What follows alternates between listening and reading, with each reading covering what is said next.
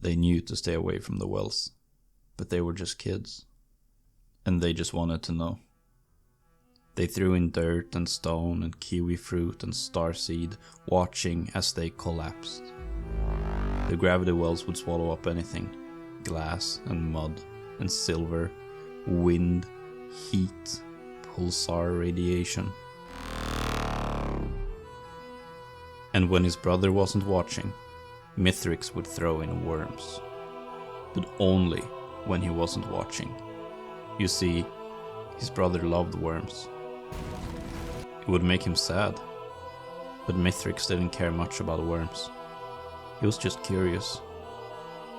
But one time, his brother was watching, and his brother loved worms.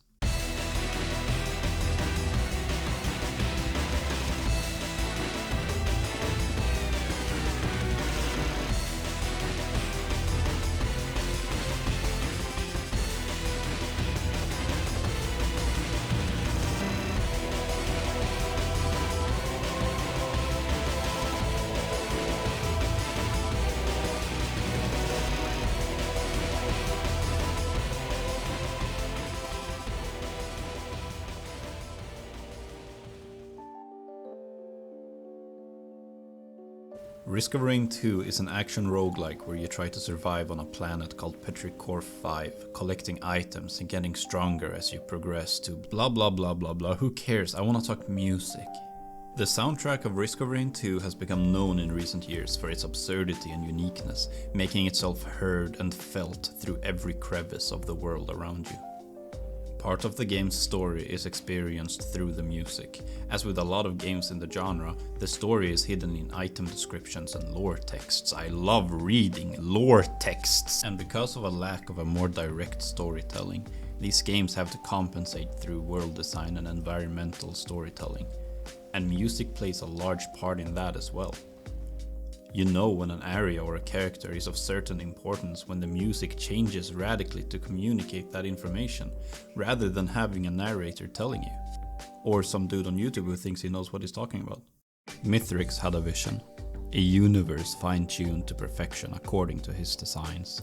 Every cog in the machine whirring with a mechanical precision only he could create. Free from chaos and free from nonsense. His brother, Providence, on the other hand, loved soul and worms and frogs and the beauty born from disasters that occur when you let existence happen on natural terms. The kind of universe where stars collapse poetically, where life finds a way, and where things are allowed to be ugly, unpredictable, and full of purpose. Its ethereal rock and absurd otherworldly electronic vibe is in perfect sync with the chaotic gameplay. You're never given a true moment to catch your breath in Risk of Rain 2. Stand still for half a second to read an item and you'll be blasted back into the second dimension. Wait, what the fuck? Everything about it. The music, the world, the enemies, the gameplay, it all feels loud and aggressive. The music is breathing, growing and shifting along with everything else that goes on.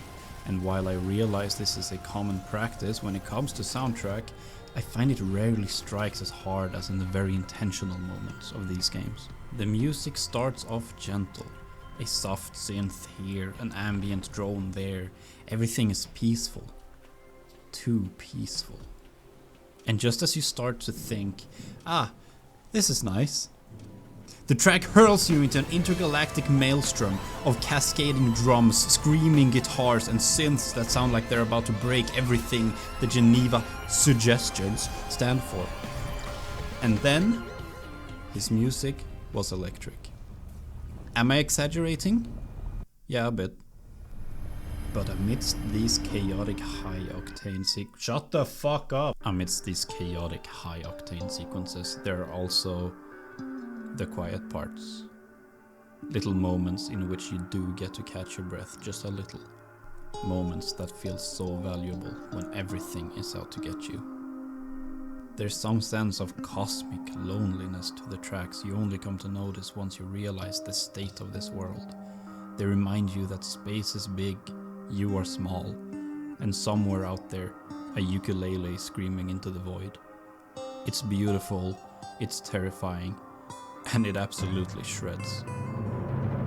In recent years, I've not only found myself appreciating the music of games more, but longing and chasing after the quiet moments in otherwise loud games. A sort of calm before the storm.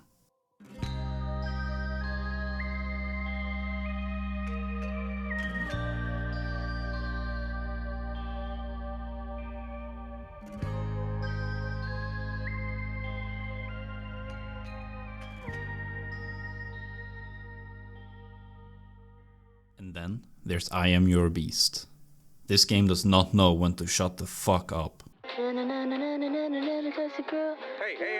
no personal devices. We need everyone calm ready in case Harding shows up. I am using my communicator, sir.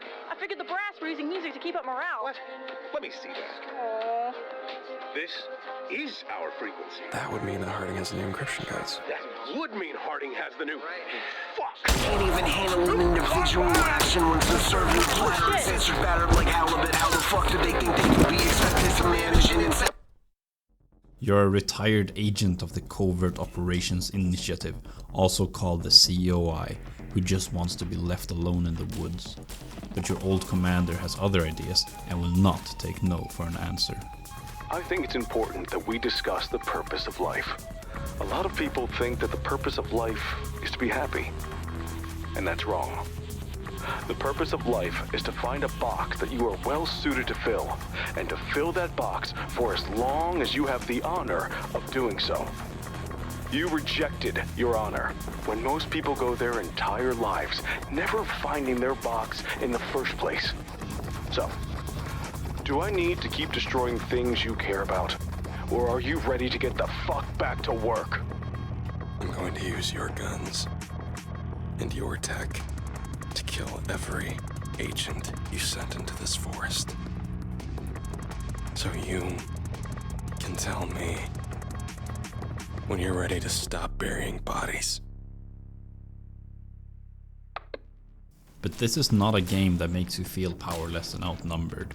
You kick heads clean off, throw shotguns with precision rivaling that of Artemis, and are considered a god among your adversaries. I'll tell you what I think. I don't think Alphonse Harding is human. I think he can fly. The catharsis of running down COI agents with perfect accuracy, if you know how to aim. Most of the time I don't. It's only magnified by the adrenaline-pumping soundtrack blasting the snow off of the frozen trees. Before every level, you're usually in conversation with your old commander trying to convince you into one more mission. I've got a job for you. Or there's some banter between the agents. If high technology wasn't going to do the trick, bugs weren't going to make a difference either. I don't remember seeing much high technology out there. Didn't see high technology? But there comes a moment when you're contacted directly by one of the COI agents, Byron. Alphonse? You there? It's Byron. What's up? General Birkin just got 3 platoons of riflemen. He offers you information in exchange for being spared, seemingly being the only one to recognize this is not a fight they will win. And you accept this deal. And in what to me was quite a surprise, he actually keeps his word.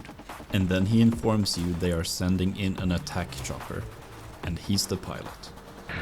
Yeah, Birkin's putting everything he's got into the chopper, loading up every hard point that it has. What does that have to do with us meeting?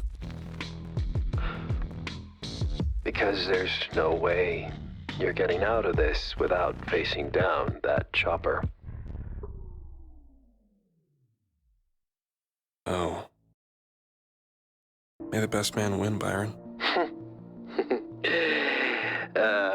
Yeah. The fight against Byron plays out like most missions with loud and aggressive music and enemies around every corner. But when you do inevitably win, the following mission starts off different.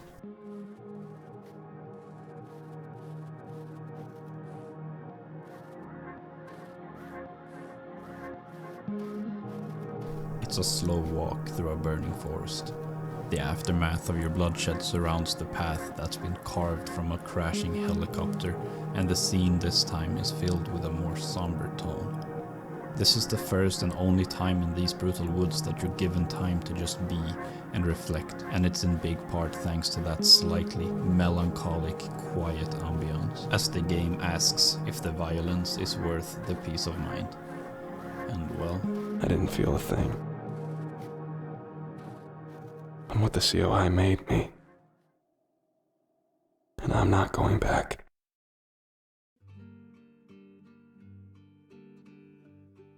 I will not hesitate to craft another cage to contain these pests you allow to play with our grand design. Surely you notice these creatures touch soul, and still you grant them such freedom. Why? Do they remind you of home? Of what we once shared together in our gardens? You can't still cast blame upon me so easily, do you? All because of that day, those worthless creatures, those worms. Is that it? Are these creatures your new worms? Is this how you mean things to be? Do you love them more than me, brother? Answer me! the quiet moments in between stages are there for you to catch your breath and prepare for whatever comes next. But there's a second, much more tragic kind of quiet. The neglect of Providence is slowly breaking Mithrix, his own brother refusing to talk to him about what happened when they were kids. You don't learn of Providence's refusal to speak through a regression of spoken words by him. There's no gradual decrease of dialogue, but rather through Mithrix's pleas for his brother to take note of him. Items you find in the game documents Mithrix's many attempts at getting through to his brother to no avail, and there's something sad about reading about his desperation.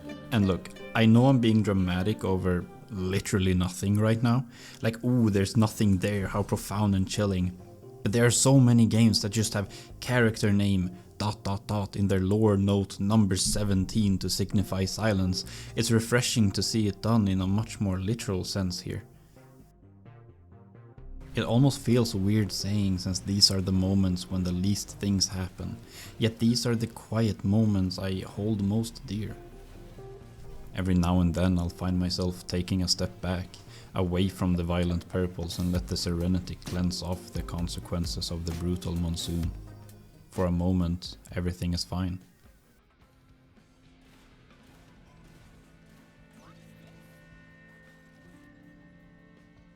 Thank you for guiding me here.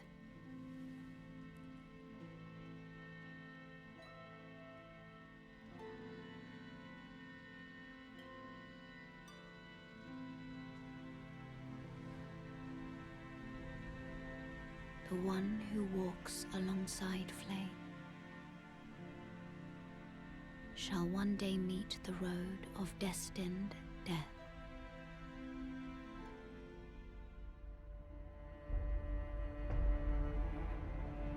I wouldn't call Elden Ring a loud game the same way I have these other games. Instead, Elden Ring's loudness comes from the game trying to break you with every encounter. You can't afford to let your guard down, every enemy is a deadly threat. I guess Elden Ring's loudness is more vibes based. It's found in the constant dread of running around with too many runes, not knowing what lurks behind the next corner, and then the next, and then the next. There's almost always some noise that's enough to keep you on your toes. Like these freaks. Look at them, point at them and laugh. While the game does have some absolute bangers.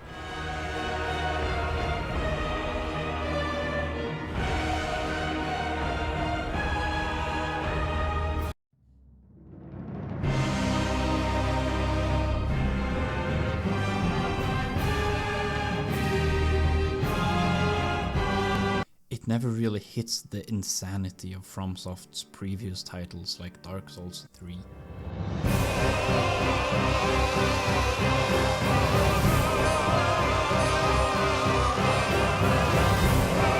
The game's soundtrack is mostly serene, tinged with a hint of melancholy, and yes, I am cherry-picking these songs, it's called manipulating the narrative to my desired agenda. Unlike a lot of other games in similar genres, the music in... I swear my cat makes a sound and I'm just stun-locked. What do you want? I love you. Yeah. The music in Elden Ring never feels like it's in isolation or specifically made to match the energy of a boss, but rather it's crucial to the narrative. To quote Rob White's review of the soundtrack from RPG Fan, the Elden Ring soundtrack is undoubtedly a masterclass in both creating and building tension, but also full-blown epic drama with layers upon layers of instrumentation, choral vocals, and moments of more restrained, delicate, dark beauty. The story of Elden Ring is way too complicated. Essentially, you're a little nobody in a land of somebodies, who sets out to mend the world by either restoring the Golden Order, let chaos take the world and meld everything into one entity, or bring an age of stars preventing any further interference from the gods, allowing true freedom and true free will. I do solemnly swear to every living being and every living soul. Now cometh the age of the stars. 1,000-year voyage under the wisdom of the moon. Here beginneth the chill night that encompasses all, reaching the great beyond. Marika was an Empyrean, chosen for godhood by the greater will. After the death of her son Godwyn, she sealed away destined death, denying the right to die from all living beings. This granted her the title of Queen Marika the Eternal. It also granted her imprisonment within the Earth Tree for shattering the Order. Once a thing dies, their soul is passed to the Earth Tree, so the process of rebirth can begin. Before choosing your ending, you must first fight Radagon, the other half of Queen Marika. Again, it's complicated. Radagon's boss music is the same as the game's main theme. Bold, triumphant pounding drums and soaring choir ushers in the coming of a new age and of a new Elden Lord. It perfectly communicates the grandeur of the battle before you. After a many hours long journey, you've finally made it. Here to restore the lands between and once again grant the relief of death to those who have fallen. Now all you need to do is best the one who came before and prove you're worthy.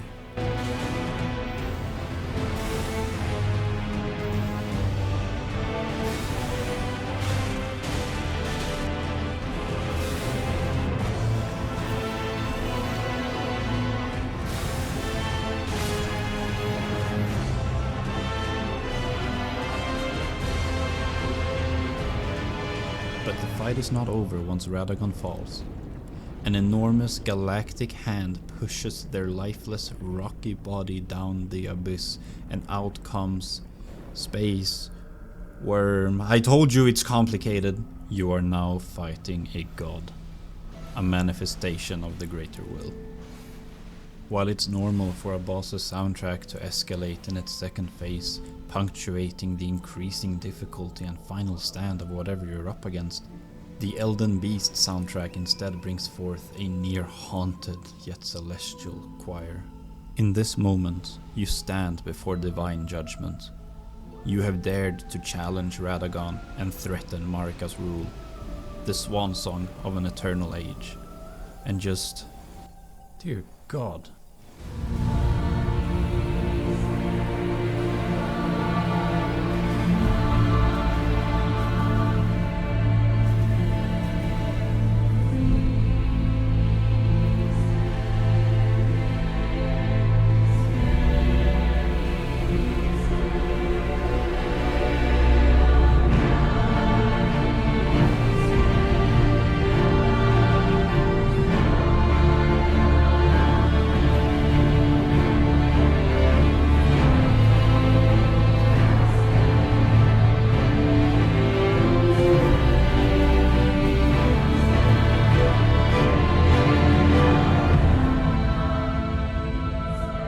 Moments like these where the second phase music de-escalates rather than escalate are what I live for.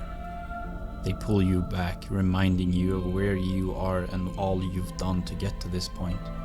But I've never experienced it quite like the gut punch that comes with the Elden Beast soundtrack. Like the main theme, the essence of the game is hanging on by its last few breaths. The quiet before the storm has never been quite so alluring. except the storm is already here. In this space, you find clarity, an understanding that every choice and every struggle has led you here. And as the storm begins to stir, you stand at its edge, ready to step forward. I think it's easy for games to communicate different kinds of loudness, either through the chaos of Risk of Rain 2, the blasting energy and speed of I Am Your Beast, or through the constant uncertainty and cruelty of Elden Ring. But it takes a unique skill to know when to pull back and let the silence speak louder than the noise. These games know the silent parts bring far greater emotional peaks than the rampant loudness. It's an art to hold back. But what happens when a game decides to mix all of this? The chaotic gameplay, the fast pace, the cruelty, the loudness and the silence, into an amalgamation of too much flesh and seething blood and burning bones and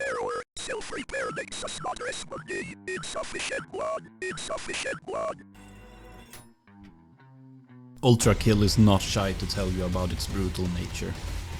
You are half machine, half flesh. A living weapon fueled by blood, created to fight a war that no longer exists. I'm running out of ways to describe fast-paced, vibes-based loudness and violent gameplay mixed with a soundtrack that perfectly matches that tone. Partly because I'm not a particularly good writer, but also because I find the themes previously discussed to be perfectly executed in Ultra Kill, and as such I would just be repeating myself.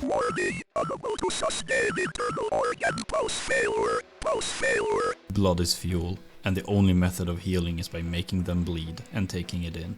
Encouraging you to make it as violent and in their face as possible to stay on your feet. The game slams this pace onto you if you wish to live. The game has its calm moments. They're not rare by any means. In almost every level there's the semi-quiet before the many storms, but you always know they're coming. The quietness never really gets quiet in a way that elicits a certain feeling. It's mostly warmer music trying to lull you into a false sense of security, like this garden with its flowers and bushes and false walls, and then ready, set, bloodbath. And then it happens many more times. But then you get to level 7, Godfist Suicide.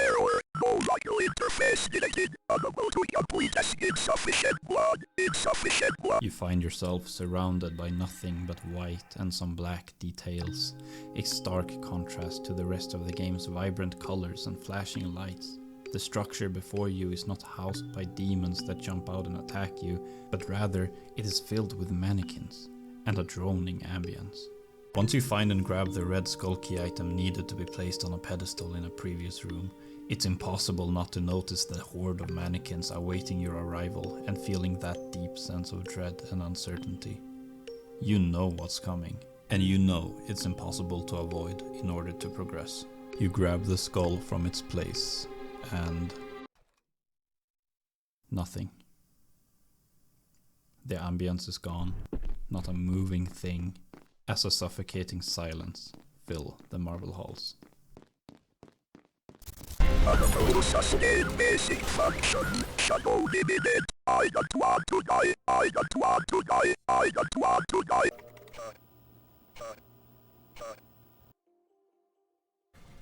Dying is common in Risk of Rain 2, as it is in every other roguelike. It's ironically the best way to improve, as you'll learn the game's rules the hard way.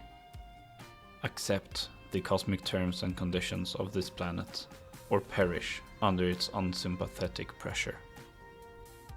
The weight of the atmosphere lingers with every step across its shifting terrain.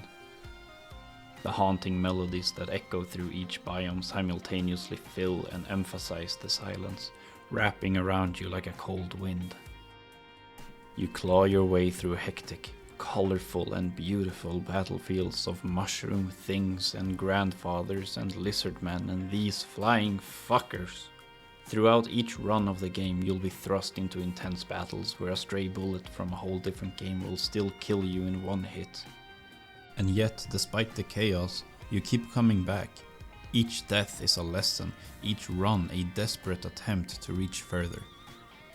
These hostile landscapes do not care whether you live or die, but that's just what makes survival all the more exciting.